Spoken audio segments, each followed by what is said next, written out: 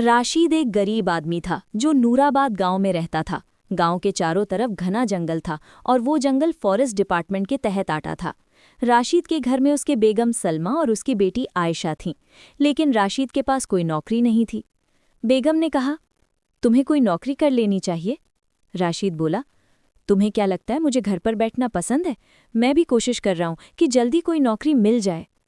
राशिद नौकरी की तलाश में घर से निकल पड़ा, लेकिन उसे कहीं भी नौकरी नहीं मिल रही थी। आयशा ने कहा, अब्बू, हम जंगल डिपार्टमेंट में नौकरी के लिए क्यों नहीं कोशिश करते? वहाँ तो लकड़ियों का काम होता है और आप लकड़ियों का काम अच्छी तरह जानते हो। राशिद बोला, मैं ज़्यादा पढ़ा लिखा नहीं हूँ, मुझे कौन काम देगा? आयशा बोली, क्या पता उन्हें ऐसे ही किसी आदमी की ज़रूरत हो। राशिद फॉरेस्ट डिपार्टमेंट गया और बोला, मुझे नौकरी की तलाश है, क्या मुझे यहाँ कोई काम मिल सकता है? ऑफिसर ने पूछा, तुम्हें क्या काम आता है? राशिद बोला, मैं लकड़ियों का काम जानता हूँ। ऑफिसर ने कहा, हमें ऐसे ही आदमी की तलाश थी, तुम आज से ही काम शुरू कर दो। ये सुनकर राशिद बहुत खुश हुआ और काम शुरू कर दिया। वो जंगल से निकली हुई इमारती लकड़ियों में से मजबूत लकड़ियां अलग करता और दीमक लगी हुई लकड़ियां अलग कर देता। एक दिन उसने सोचा, क्यों न इन खराब लकड़ियों को घर ले जाऊं, कभी ना कभी काम आ सकती हैं। वो रोज थोड़ी थोड़ी खराब लकड़ियां घर ले जाने लगा। एक दिन एक लेडी ऑफिसर ने उसे देख लिया और कहा, ये लकड़ियां घर क्यों ले जा रहे हो? राशिद बोला, ये खराब हैं इसलिए ले जा रहा हूं।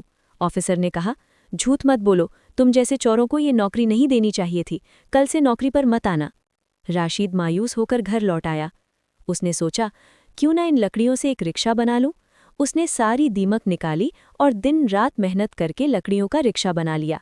फिर वो हाथ से रिक्शा खींचकर लोगों को गांव से शहर ले जाने लगा, लेकिन हाथ से खींचने की वजह से लोग उसमें बैठने से कतराते थे। एक दिन आयशा ने कहा, अब्बू, मेरे एग्जाम्स आ रहे हैं, मुझे शहर जाना है। राशिद परेशान हो गया। तब उसकी नज़र जंगल में पड़ी एक पुरानी टूटी फूटी गाड़ी पर पड़ी। उसने सोचा, गाड़ी कबाड़ हो चुकी है, लेकिन इसका इंजन काम आ सकता है। उसने इंजन निकालकर अपने लकड़ी के रिक्शे में लगा दिया। अब रिक्शा तेज चलने लगा। लोग हैरान रह गए। सिर्फ आधे घंटे में शहर पहुंचा दूंगा। लोग दूसरे रिक्शा छोड़कर राशिद के रिक्शे में बैठने लगे। वो लकड़ी की रॉकेट के नाम से मशहूर हो गया।